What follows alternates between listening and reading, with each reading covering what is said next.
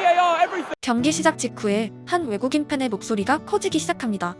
필사적으로 페널티를 외치는 엄청난 표정은 PL 중계를 통해 우리에게 익숙한 그들의 모습입니다.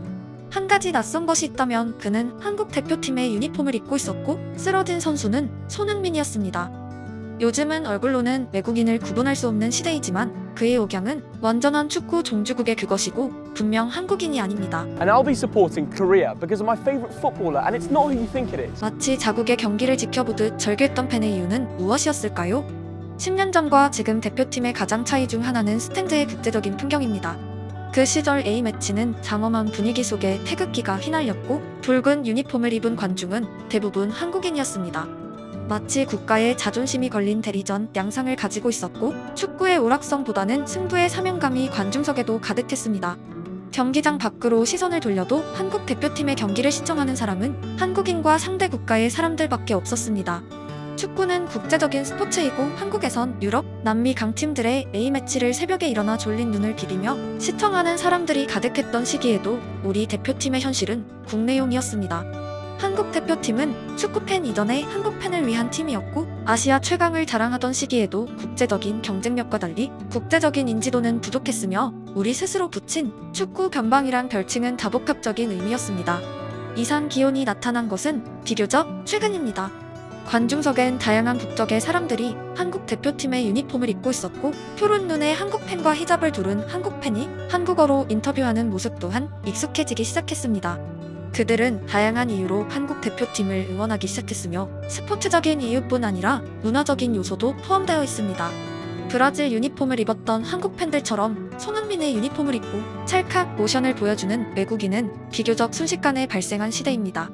한국 축구 100년 역사에서 점진적인 변화가 아니었기 때문입니다. 경기장 밖으로 시선을 돌려도 비슷한 현상이 있습니다.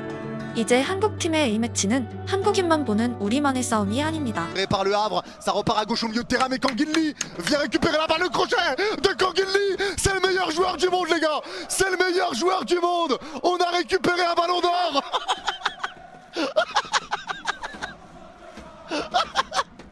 Ah, Kanguinli, je t'aime. Voilà, j'achète un maillot floqué Kanguinli, c'est bon. J'achète un maillot floqué Kanguinli, c'est fini. C'est fini, les mecs. Calme-toi, lâche ça, y a pas de se calmer avec Kanguinli, tous dans le train. 이강인의 파리 입단이 확정되고 전투적인 파리 팬들에게 그의 첫 경기는 한국 유니폼을 입고였습니다. 그들은 인터넷을 통해 대표팀 이강인의 경기력을 초단위로 분석하기 시작했고 당시 기준으로 메시가 떠나고 입단한 어리고 저렴한 선수에 대한 우려가 순식간에 기대감으로 변모했습니다. 해당 사례처럼 한국 대표팀의 경기가 해외에 소개되는 가장 큰 이유는 소속팀 팬들의 존재입니다. 토트넘의 커뮤니티 또한 그들의 주장이 띄는 한국의 A매치에 대한 게시글들은 연례 행사가 되었습니다. 특히 한국이 이기고 있는 후반 중반 즈음에는 토트넘 레전드 클린스만이 손흥민을 이제 벤치로 보내줘야 한다는 글들은 하나의 밈입니다. 지금 손흥민의 경기를 보고 자라는 일부 북런던 팬들에게 한국 축구가 어떤 의미가 될 수 있을지에 대한 좋은 대답은 우리가 보유한 과거의 빅네임을 통해서입니다. I'm a Bolton fan, and between 2009 and 2015, Chung Yong-lee gave his all for us. Now I must pay that support back in Alpha Mama. 이청용은 한국 축구에서 정말 특이한 이력을 가지고 있습니다. 그는 손흥민이나 이강인처럼 유럽에서 10대의 유소년 레벨을 경험한 선수가 아니라 평생 한국에만 있던 K리거였습니다. 그리고 21살에 프리미어 리그로 직행했고 가자마자 팀의 에이스가 되었습니다. 유럽의 벽, 현지 적응 등 수많은 한국 선수들이 이전에도 최근에도 겪고 있는 당연한 수순이 생략된 한국 축구의 돌연변이입니다. 현재에도 K리그에서 결과를 남긴 대표급 선수들이 이적하는 무대는 덴마크, 스코틀랜드 등 다양하게 분포되어 있습니다. J리그에서 뛰던 박지성의 그 다음 클럽은 네덜란드였습니다. 함부르크 유소년팀, 발렌시아 유소년팀을 경험한 손흥민, 이강인의 차례까지 포함하면 모든 한국 선수들의 성장은 단계별로 진행되었습니다. 하지만 이청용은 PL 에이스로 직행하며 화려하게 불타올랐고 너무도 이른 속도로 최고 수준에서 내려왔습니다. 그의 영상에 영원히 톰 밀러의 이름이 댓글로 등장하는 것은 엄청난 부상을 당하지 않고 오래 활약한 이청용이란 가정은 유니콘이 되어버렸기 때문입니다. 볼튼의 소식을 전문적으로 다루는 에디 켈리는 2시즌의 활약만으로 이청용을 클럽 역대 최고 수준의 선수로 평가했습니다. 다리가 부러진 이후에 이청용에 대한 평가에는 그래서 더욱 아쉬움이 스며 있습니다. 누군가에게 불운한 선수의 이름은 쉽게 잊혀지기도 합니다. 2년의 최전성기는 아무것도 아니었다며 평가절하하는 사람들은 한국에도 존재합니다. 하지만 그 2년만으로도 누군가에게 이청용은 영원한 볼튼 에이스로 기억에 남기도 합니다. 특히 어린 친구들은 1년의 시간도 평생의 추억이 되는 감성이 충만합니다.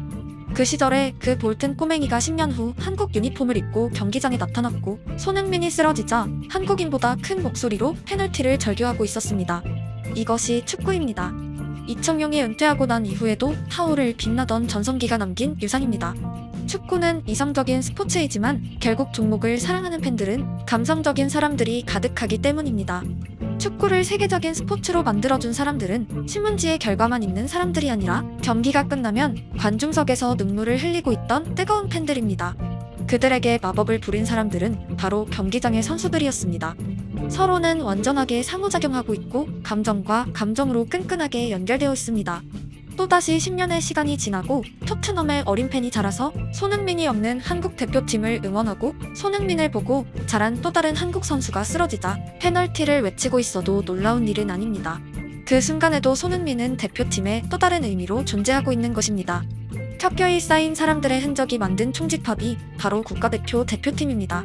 손흥민의 짧은 동북고 시절 FC 서울의 볼보이를 하며 지켜본 클럽의 역사적인 아이돌은 이청용이었습니다. 둘은 대표팀에서 조우했고 손흥민이 주장 완장을 찬 이후에도 이청용은 다시 한번 등장하여 마지막 태극마크를 가슴에 달기도 했습니다. 아무 연관성 없어 보이던 사람들의 등 뒤에도 보이지 않는 실이 연결되어 있습니다. 촘촘한 실타래는 파랑새처럼 누군가의 눈에는 보이고 누군가에겐 보이지 않습니다. 국제적인 대표팀의 노선은 분명합니다. 경기로 보답해야 합니다. 아쉽게도 요르단과의 경기는 톱시드를 배정받은 한국 대표팀에 어울리지 않는 경기력이었습니다. 하지만 대회는 끝나지 않았고 다음 경기에도 여전히 붉은 유니폼을 입은 팬들은 관중석에서 혼신을 다하고 있을 것입니다. 그들이 보고 싶은 경기는 승리 이전의 축구입니다. 요르단과의 경기 막판 30초의 시간을 남기고 한국 대표팀은 몸볼을 해서라도 어떻게든 한 골에 집념하는 축구가 아니라 최후방에서 볼을 돌리고 있었습니다. 역습으로 마지막 일격을 당하지 않겠다는 불간수였습니다. 3위도 16강에 진출할 수 있는 조별리그의 특성상 이해할 수 있는 장면입니다. 분명한 것은 해당 장면이 토너먼트에서 나와선 안 됩니다. 끝까지 도전하는 팀과 안전지향의 팀은 축구에서 오랜 대립입니다. 하지만 근래 세계 최강의 팀들과 감독들은 도전하는 성향을 가지고 있습니다. 가혹한 숙제이지만 신문 한 줄만 읽는 사람들과 경기장에 찾아온 사람 모두를 충족시키기 위해 노력해야 합니다. 그들은 국가의 모든 유망한 선수들과 경쟁에 승리하여 대표팀에 도달한 승리자들입니다. 대표팀 딱 한 경기만 뛸 수 있다면 인생을 바칠 각오가 되어 있는 꿈에라도 태극마크를 달고 싶은 자국 선수들이 전국에 널려 있습니다. 아슬아슬한 승부의 경계선에서 승리했던 팀들은 결국 승리를 더 갈망한 팀들이었습니다. 축구의 본질은 승리가 아니라 승리하려는 의지에 있습니다. 결과는 신문의 한 줄에 작성됐지만 승리에 도전하는 선수들의 진짜 가치는 글자로 표현할 수 없고 오직 경기장에만 존재하기 때문입니다. 새로운 감독 아래 전술은 한 경기 만에 갑자기 완성될 수 없고 시간이 필요합니다. 하지만 태도는 하루 만에 바뀌기도 합니다.